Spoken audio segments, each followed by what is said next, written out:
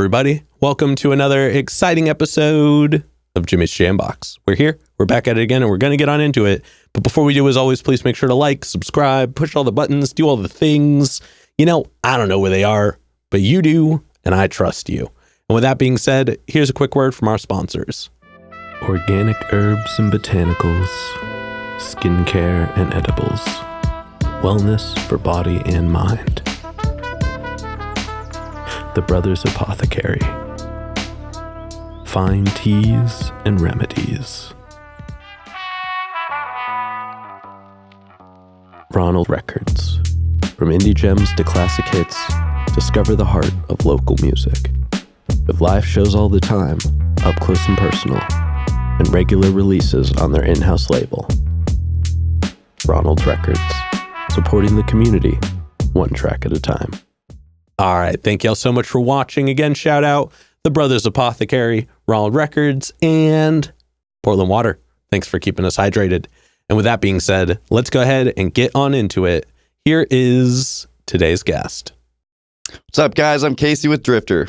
Hello. What's up, man? Oh, thank you so much for joining us. Thanks for bringing me in. Yeah, why don't you tell us a little bit about, who you are, where you're from, what you do. Give us that, Tinder profile of your involvement with music. Okay, so my name's Casey. Mm-hmm. I'm from Vancouver, Washington. Oh, hey. I was born and raised here. When I was growing up, I lived in Arizona for quite some time, from 10 years old to 17. Gotcha. It was about 16 when I really found my calling to play music. Okay.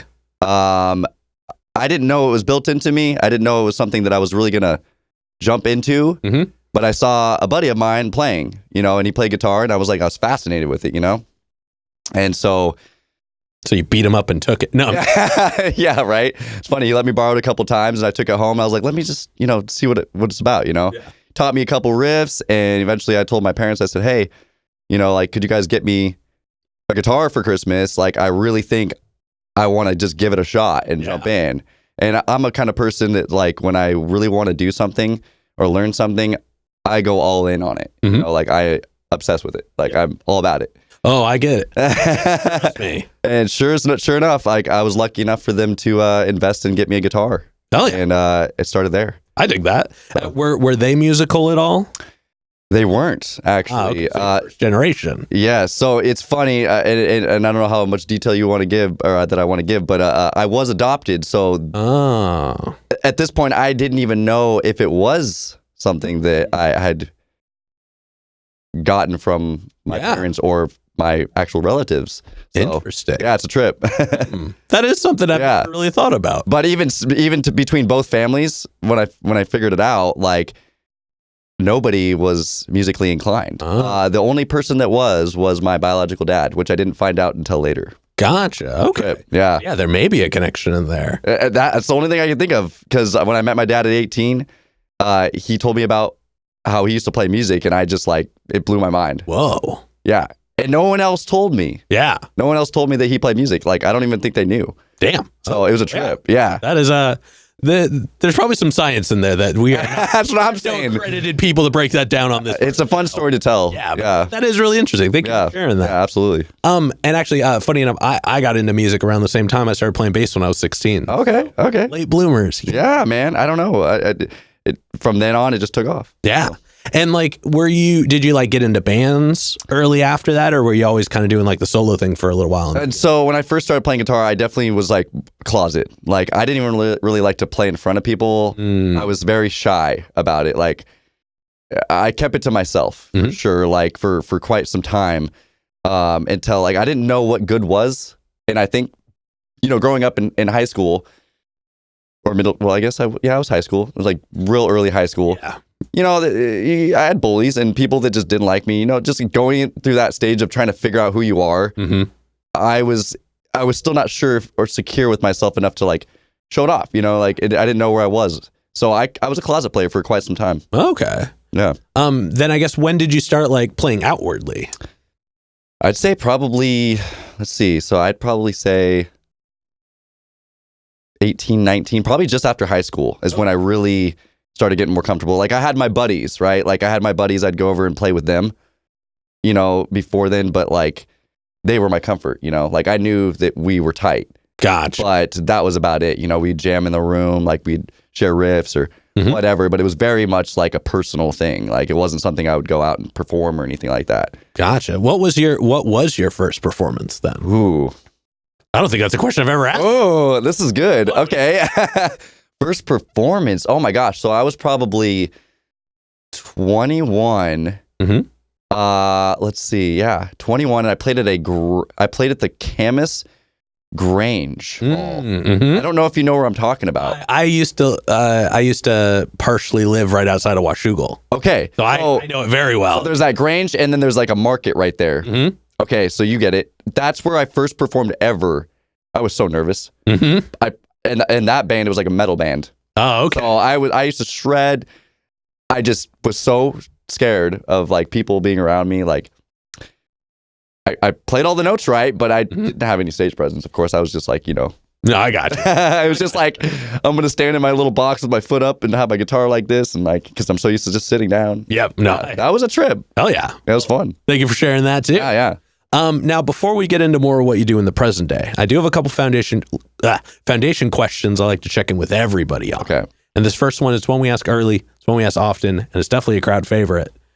What was the first album you ever bought with your own money? This is a good question. Oh, man. Okay, so if I'm being honest, I cannot remember what I bought. But the best answer I have, what if I give you what was gifted to me? All right, go for it.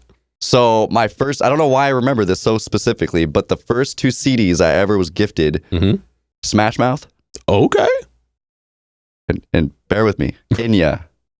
Okay. That is, dude, introducing the machine. Hey. The whole Enya conversation. What? Episode. No way. That's crazy. I was sensing the Enya presence. Oh my God. That's so funny. That is amazing. That is crazy. What?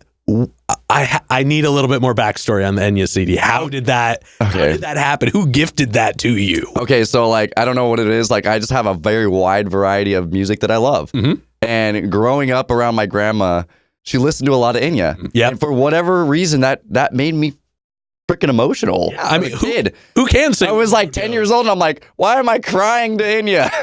And like, of course I didn't tell my friends this. This is just kind of like my own personal thing. Like, so of course you got to have Smash Mouth to cover it up, Yeah. They don't know I'm listening to Enya. They know about the Smash Mouth. But yeah, so my grandma inspired that. Hell yeah. That's crazy, right? Yeah. That's a cool one. Yeah. I grew up with a lot of Enya in the house, so you are in good That's company. crazy. See, like I never hear that name anymore, but like as often. But yeah, that was something growing up I just remember specifically loving. Quality first album. And then what was one of the first live shows you ever went to that was like specifically one you wanted to go to? So like you saw it was happening, got the tickets and went to it. Okay. So late bloomer. I was 18. I think it was just before graduation or just after, but it was at the fairgrounds in Les Center, Richfield, whatever. It was a rock fest. Yeah, very first one. So Incubus was the headliner. Okay. Yeah. Rad. That's rad. Yeah. I crowd surfed for the first time. There was a lot of firsts that day. Okay. A lot of firsts. Who else played that? Saliva, Chevelle, Whoa. Cracker. They were like all on the radio at the time. It was like a big deal. Chevelle has a very big footprint up in the Pacific Northwest. Yeah. That is something I am learning as time is progressing. Everybody up here really likes Chevelle. Yeah. Yeah. Like Sing Red Again. Like everyone knows that one. Yeah. That is a cool first show. It was cool. It was crazy because I didn't know what to expect. And it's crazy because I feel like 18 is a little late. Like for someone that's really into music. Yeah. Well, I mean, you didn't like heavily get into like playing music until 16. Yeah, you're right. Only a couple years after it. Yeah, so that's fair. And then, so, being there and the experience and then being with a buddy of mine, like one of my best friends and getting to crowd surf, he just lifted me up and threw me in there. And I just like, dude, I'll never forget that day. Like it was just like surreal. Yeah. Yeah, it was a cool experience. Oh yeah, that is rad. And of course, Incubus slayed. Oh yeah, no, I've gotten to see them live too. I did not know that was who was playing when I went to see them live. Really? It was just like, hey, I have an extra ticket to the show I'm going to. Do you want to come with me? And I was like, What? Yeah, I'm not doing. Oh shit! You didn't. I didn't even know. They were like, it's over at Shoreline, which is like a really nice like amphitheater where I lived. And I was just like, I need something to do anyway. I'm not doing anything. Yeah. So I showed up and I was hanging out, and they were like, yeah. And I was like, oh, who's man. And they were like, oh, it's Incubus. I was like, oh, that's freaking rad. Oh, cool. So that was that's freaking sweet. Yeah, it was a real good show. Big fan. Nice. Yeah. All right, but we're not here to talk about me. We're here to talk about you. And before we officially get into you in the present day, do you have a defining moment where you decided you wanted to take music more seriously? Ooh, more seriously, I would say like there was a band that I joined called Subtle City back in the day. Good name. And when I met those guys, I found them at a show one time, and I went to go see them. And they were just a local band. They played at the Pop Culture back when that was a thing. And I was like, they need another guitarist. And I just decided, I was like, they are super tight. They were really just well put together at the time. And I was like, I really want to join these guys. And sure enough, it was at that point when I was like, I really want to be in a band that takes it seriously. Yeah. Like that was the first serious band that really took it seriously. We were together for 5 years. Okay. So, man, you really did a long run. Yeah, it made your mark. Yeah, and we were all the same members up from that point forward. Before that, another story. But yeah. That's the past. Yeah. Don't talk about that. Right? Yeah. Oh, well, that's really cool. Yeah, it was fun. Yeah. All right, now we're going to go ahead and we're going to get on into you in the present day. Okay. We are going to get a super easy one out of the way. How'd you pick the name? Drifter. Yeah. Oh, that one, man.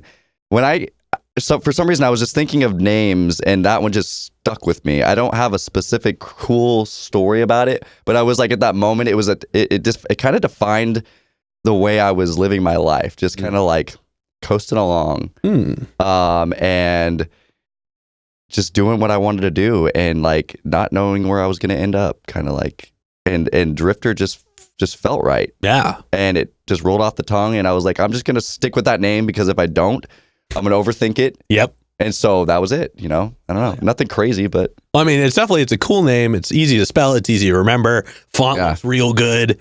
I'm sad I didn't bring the shirt and the sticker in here with me, but it looks real nice. One thing I have to ask about, though, this is segueing us just for a second. When I was going on the interwebs and looking up some stuff about y'all, I noticed the F in particular is a little interesting looking. Yeah. Is that just your hair as the top of the F? You know how many times people have said that? That's so funny, because there was a point when that happened that I ended up making an edit of the F over my head, and like on a picture, and just made fun of it, and people just ate it up. It was funny. It wasn't intended to be my hair, but it just, the amount of people that associated it with my hair, it just became that. Okay. So that's funny that you say that. What was it supposed to be? Just paint the picture for me a little bit. The F, the way that just kind of does the thing? Dude. Is it just the wind? I didn't design that. I'm being honest. I had a buddy design it, and that was what he came up with. And I was like, that's cool. I like how the F does the thing. And it has like a very iconic look to it. And then the F, for whatever reason, like it just seemed like an iconic piece of the name, like right dead center, blow up the F, make it big. Yeah. And weirdly enough, it's not like the first letter of the name. Yeah. Like you would typically see, like they'd be like, what does F stand for? Like if you just saw the F, it's like, that's just the F in Drifter. But yeah, it was nothing specific. It just kind of, people kind of associated it like that, which is funny you say that. So thank you for a little wave. I do think that is an interesting concept, though, of utilizing a different letter than the first letter. Yeah. That is actually really cool. I've never put it. I'm going to sit with that after this. Yeah. That's just fun for me. Yeah. But thank you for sharing that. Now let's go ahead and let's talk about your writing process a little bit. Okay. And we're going to break it up into chunks, but we're going to start right at the beginning. Okay. And for this, you can either answer like as you as the person, as you as a member of the band, or however you want to kind of hybrid it. Right. But when it comes to getting a track started, what does the beginning look like for you? Well, it usually starts with me either me humming a melody, like just doing my own thing. I could be at work. I could be just like in my head, because music's always flowing. It's always going on. It usually either starts with a melody in my head that I want to like put on paper, put to music, or I'm jamming along and I hum something out. It usually starts with a melody. Typically a melody. Sometimes if I have words written down, I'll hum something or play along and try to hum those words until something flows. But I really, the musical aspect for me is like what hooks in my ears mostly to start with, and then the words flow. And sometimes I write them separately, you know? Okay. So yeah, the melody really, really grabs me. I gotcha. And then what does the process look like as far as like getting it all put together? Now, to my understanding, Drifter is it like primarily your group that you're often bringing people in to be a part of, or is there a fixed band? So it's gone through a lot of changes since I first started, because it was always a solo project when it started, and I kind of designed it during quarantine when we had nothing better to do. I got into songwriting, and recorded everything myself as opposed to drums. But essentially, Drifter was just me. And then so nowadays, Tyler as my bassist and Dan being my guitarist is pretty much the fixed members in the band now. Like, we've gone through changes and people have come and gone. But Tyler being my bassist, he's been my friend for years, and he's always been a part of this project since I started adding people to it. So him being pretty much the fixed, Dan being the second. Gotcha. So we're basically a solid 3-piece right now. Yeah. Okay. I dig that. So then, yeah, like I said, what does bringing the music to the group look like? Like, do you usually have like the parts in mind and you're just like, hey, make these your own? Or are you just like, hey, this is what I came up with, you guys go from there? It starts with me, and then I'll bring it to them. I'll bring them the song, and they'll put their little sauce to it. You know, whatever the embellishments they want to do. Yeah. Gotcha. Sometimes I'll give them ideas. Tyler being someone that's worked with me for a long time, he's very open-minded to, oh, I have an idea, or he has an idea, and we kind of work together off that. But yeah, it starts with me bringing a song to them. Okay. Yeah. And then once you get a track finished writing, so like everybody's got their parts down, they're ready to start practicing and such, how long does it usually take y'all to feel comfortable enough to perform a track? Okay, so it's interesting because with my writing and how we've recorded, it's been mostly just me recording so far. I haven't really introduced a lot to them as far as recording goes. We're getting there. Yeah. It's just been an evolution. So it started off with me recording. I've been recording just mostly me, and then I have Tyler doing bass. I haven't got Dan in there yet to record guitar. Most of the times it's just backing guitar, and I'll just record it myself.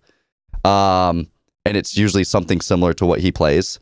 Going forward, I plan to have the boys being more a part of the recording process. Gotcha. So more, I mean, like in like the outside setting. Like, how long does it usually take you guys to feel good enough to perform a track live?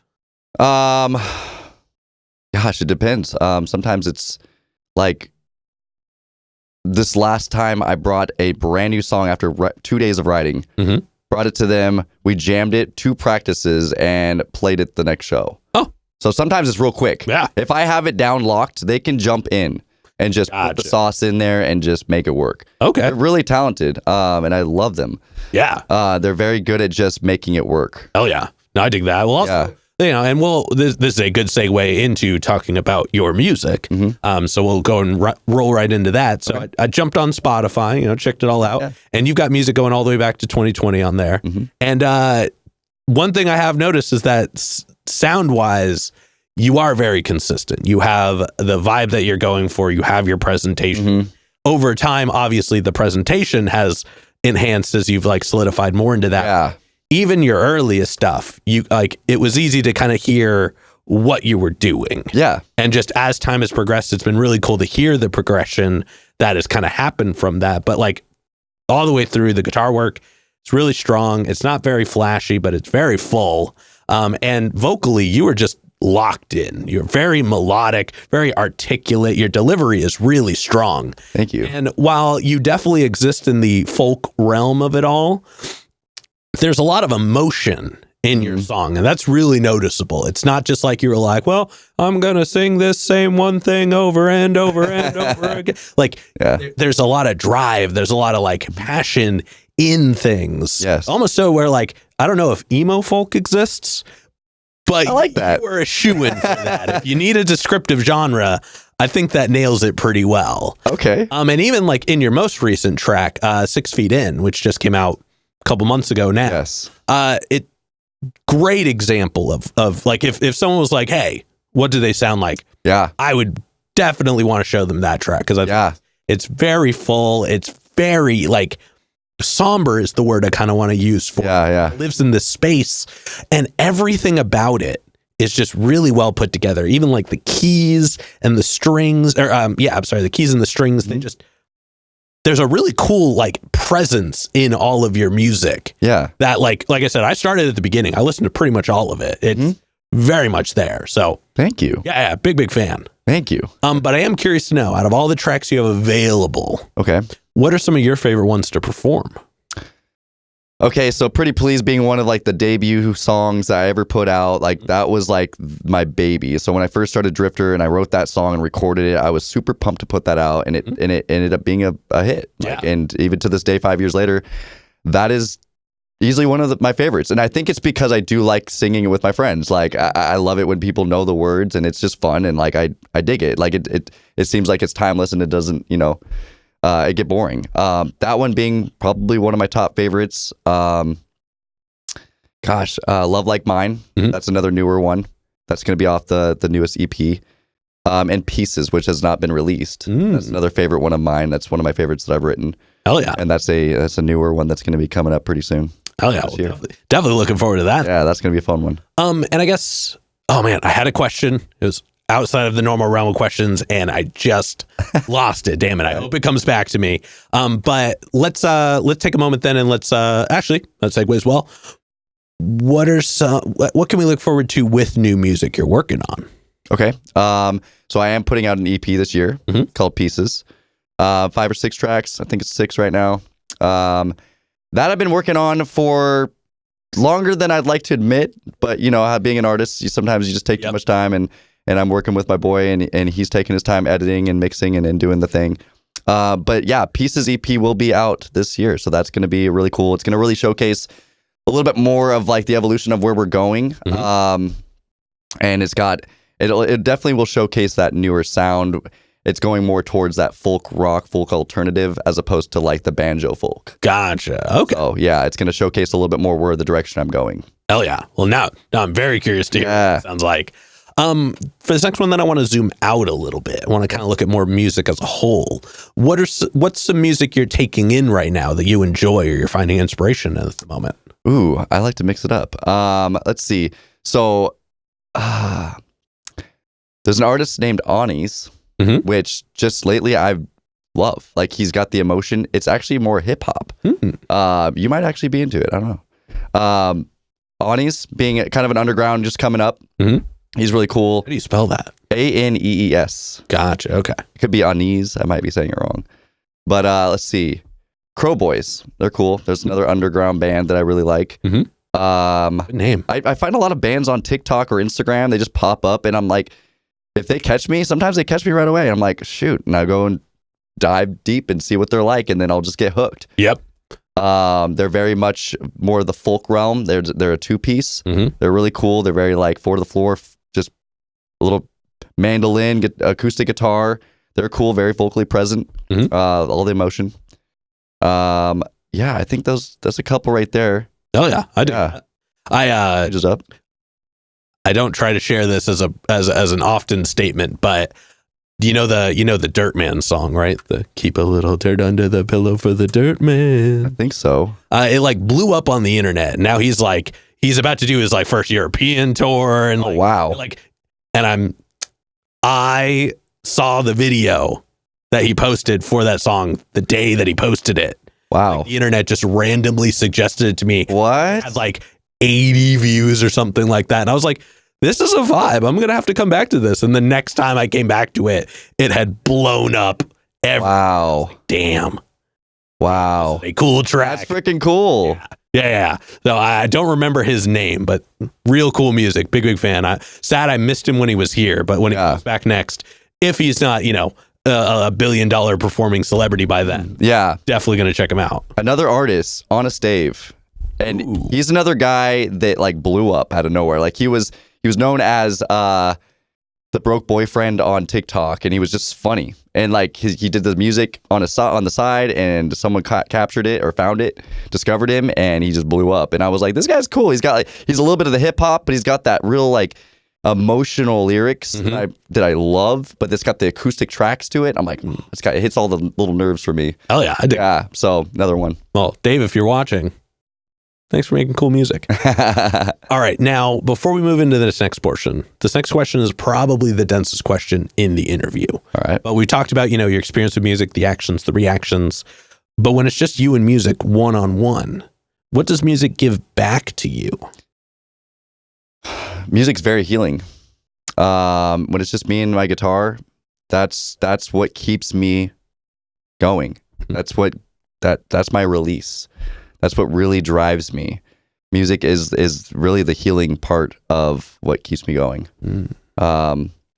Without it, I don't know where I'd be, and I'm sure you've heard this answer pretty similarly from a lot of people that do music. But yeah, it's definitely a healing part. It's a therapy. It's how I get it out of me, get out the things I'm thinking about that I'm flustered with, what's bothering me, whatever it is. Like if I have my guitar and I can just let it go, that is where it's at. Oh yeah. Yeah. Well, I mean, even if the answers are similar, yeah, it's still the reason why. Oh, absolutely. You know what I mean? Yeah. So it's that's how we all relate. Favorite questions. Yeah. Yeah. But I mean, I appreciate you sharing it. But now we're going to go ahead and we're going to move on to some hypothetical questions. Ooh. And for these, sky's the limits. The questions are all made up, so the answers are allowed to be as well. All right. But this first one is pretty straightforward. Okay. If you could work with any one artist, the only requirement is they have to be alive. Who would you want to work with, and how would you want to work with them? I want to write a song with Dallas Green. City and Color. Do you know who I'm talking about? I don't. I'm trying to rack my brain. That name sounds so. He's very famous sad boy. He was in Alexis on Fire. He still is. Gotcha. Okay. Hell yeah. He's a singer-songwriter, and I took a lot of inspiration from him going through my songwriting stage. That was like that's what I listened to, like heavily. I even have it tattooed on my chest. So, but yeah, no, I love him. I've seen him twice. Man, makes me cry. So I would love to work with him. Whether it's anything musical, obviously, but just shaking his hand, saying thank you for doing what you do, just because saving people's lives out there. Yeah. So, well, look behind the door here. No. And then subsequently, who's a local artist that you're aware of that you haven't gotten to connect with yet, but you would like to? That I haven't got to connect with. Oh man. There's a band called Eel Salad. Like EEL? Yeah. Ooh, good yeah. name. I'm going to throw that name out there because this is an opportunity, because I like their vibe, and I think that we would play a cool show together. Yeah. And I see them booking often, and they're doing their thing. And actually, I met their drummer. He played a show with me recently. And got to talk to him a little bit. So maybe in the future, I'll get to play a show with them. They're local. I think they play Alaska a little bit. I think maybe that's kind of their hometown. I don't know a ton about them, but Gotcha. I see them around a lot. They're cool. They're kind of like a rock folk. Oh yeah. Yeah. Everybody, you know what to do. At them in the comments. Let's make that happen. Yeah, let's make it happen. And then for this next one, like I said before, sky's the limits, and it's pretty literal in this sense. But if you could perform anywhere in the world, and you wouldn't have to worry about crowd access or building stability or power, it was guaranteed the best lineup, guaranteed the best show, and it doesn't have to be a venue. It could be anywhere. Where would you want to perform? I'm going to say Theater of the Clouds. Moda Center, I believe. I think it's at the Moda Center. Theater of the Clouds. It's like when they block off half the stadium or something like that. I've gone to it and I've seen Hosier. And Hosier is one of my sweet spots. Huh? I would love to play there. That's a tricky question, but I'm going to go with my gut. That's a cool answer for sure. I honestly appreciate when people pick like local spots that they've like always overappreciated. Yeah. Because it's just, there's something really special. I was fortunate enough to play one of the iconic stages early on in my music career. Yeah. It's not even like it was the most fancy. Like, I played really nice places. Like, I played at the Great American Music Hall once. Oh, sweet. But I got to play at Slim's in San Francisco. Okay. And that was like, for people in the Bay Area, that is like the spot. Yeah. Like if you want to be able to like feel that like intimate connection with the performance, but it's still like energetic. Right. That is like the place to be. So to be able to like go on that stage twice technically, but I don't count the first time because it was for a Battle of the Bands. But like to actually have played a real show there, like it just meant something. Yeah. How many like amazing people had played there before. Right. That's cool. Yeah. Yeah. But again, not about me. This is about you. And to wrap up the hypothetical questions, if you could get one more album from anybody, alive, dead, they could put out an album yesterday, they could put out an album 100 years ago, who would you want an album from? Elliott Smith. Okay. Yeah. Damn, good answer. Thank you. Good answer. I was just thinking about him. Yeah. I like that man. He's cool. All right. The coolest answer this week. All right. It's only Monday though, so. Right. But with that being said, we are going to go ahead and start wrapping this up. You've already kind of told us a little bit about what we can look forward to, but what can we look forward to as far as like shows or anything else for between now and June? Okay, so we got Wednesday. We got Dante's. I'm going to be playing that with Stop, Drop, Rewind. And Dismantled. Oh, and that's going to be a sweet one. And then we have a show at Brick House on Friday. That's going to be a LA benefit show. So that's huge. It's going to be chaotically amazing. So come and show support. That'll be sweet. Yeah. That'll be cool. Fortunately, I think this episode comes out after both of those. Don't quote me. Dang it. It's okay. No. Don't look at my schedule. But that's okay. Okay. And then you said you have your EP coming out. I do have the EP pieces coming out this year. Don't have a specific date yet, but we'll get there. Hell yeah. Yeah. And then for this next one, go and look straight at your camera. Tell everybody how they can find you. You can find me on Instagram, drifterofficial_. Yeah. Oh, easy enough. Easy enough. And then any other plugs, any other shout outs, anybody else you'd like to put on while you're on here? I'd like to shout out Midnight Morning for throwing on this benefit show, Brick House, and Ronald Records. Oh yeah, shout out Midnight Morning and Ronald Records. And you, of course, Jimmy's Jambox. Oh, thank you. Yes. Oh, also, you host some events as well, don't you? I do. Would you like to plug those while you're here? I would. Please. So I do open mics on Tuesday at Penalties Bar downtown Vancouver, and I also do Cascade Bar and Grill on Sundays. Both of them are 8 to 12. Hell yeah. Yeah. All right. Now, with that being said, I've got one last question to go. But before we do, I'm going to steal the camera for just a second. As always, y'all, please make sure to like, subscribe, push all the buttons, do all the things. You know, I don't know where they are, but you do, and I trust you. And one more shout out to the Brothers Apothecary, Ronald Records, and Portland Water. Thanks for keeping us hydrated. And with that being said, the final question. And this is entirely up to your interpretation.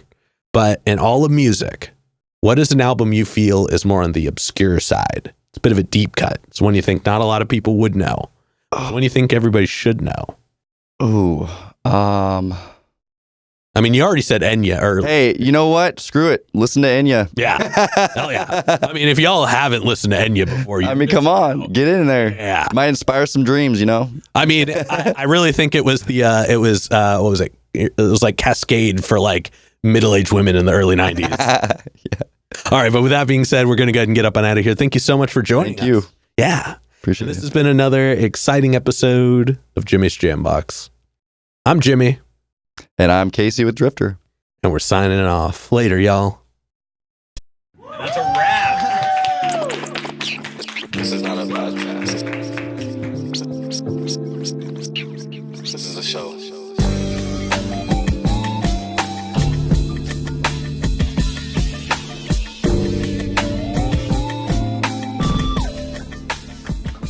Keep jamming.